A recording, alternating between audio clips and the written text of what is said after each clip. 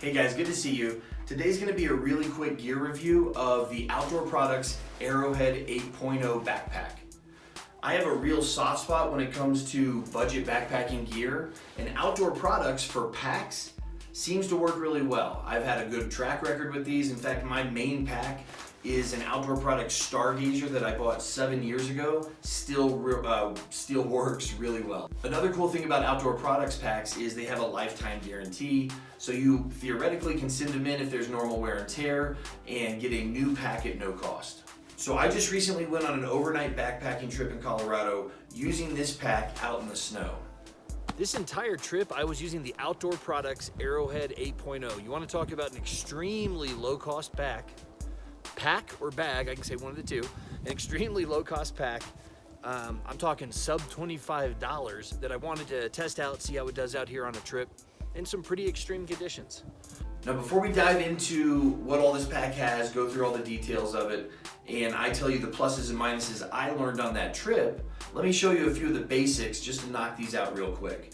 The material for the pack is going to be a waterproof poly. The weight of this thing is 1.9 pounds, really 1.88 pounds unloaded. And the price, guys, is as low as $23.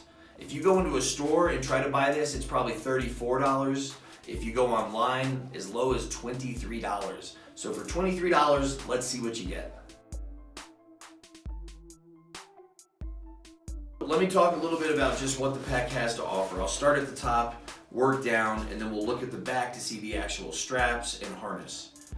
The brain of this bag, or the top unit of the bag, first of all, is not adjustable. It's attached, so it's only a fixed height and you cannot move it from here. There are two pockets on the top, which is kind of unusual. That's more than I'm used to.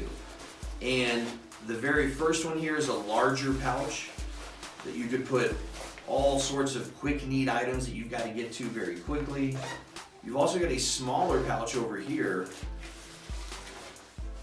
that will be for other essentials, I guess, that are going to need to be in their own smaller pouch. Honestly, when this thing is fully packed and when it's fully loaded up, it's hard to get into these because if this is full, there's not much room anyway. And even though it's nice to have a lot of pockets, I'm not sure if having two of them like that is a huge plus, but we'll see. Now, one thing I do like here on the front, you've got a main compartment. And if you look down in there, that's 47.5 liters, right? It's a 47.5 liter bag with a lot of room in here. There's a hydration sleeve that no true hiker would put a bladder into. Kind of jokingly saying that. But I typically will be putting my grill in here, books, things that are flat that I want to carry separate from gear.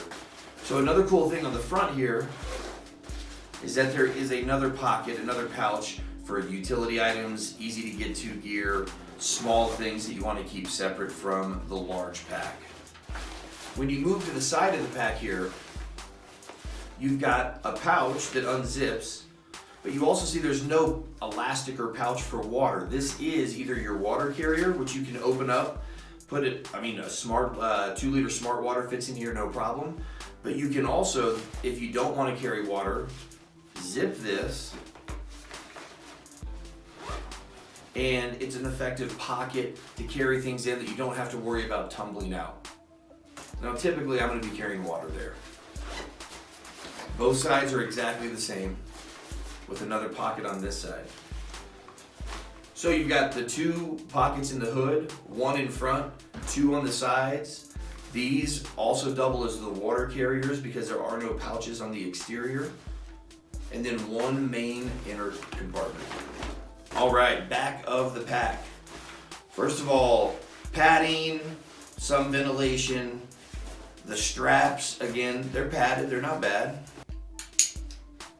Clips aren't entirely rinky-dink, they feel pretty solid. What's also cool here is the sternum belt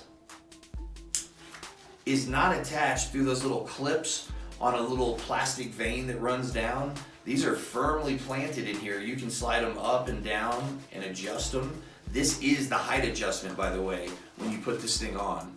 I'm 6'3", this pack doesn't really fit me. Probably fits somebody up to about 5'11", 6 foot. And the way you adjust it for height is with these sternum straps. But they don't pop off, they're on here really solidly. There's a little gear slot here. You could hang your bear spray, you could hang one of those water clips. A lot of utility right here that's kind of cool. Big drawback. Huge drawback with no, look what's missing. You see it? There's no stabilizers on here. So this pack, when it gets loaded up, is gonna sway, and there's basically no sway bar. But you know those stabilizers, yank them down, those are missing, guys. And that would have been an added cost that was worth it.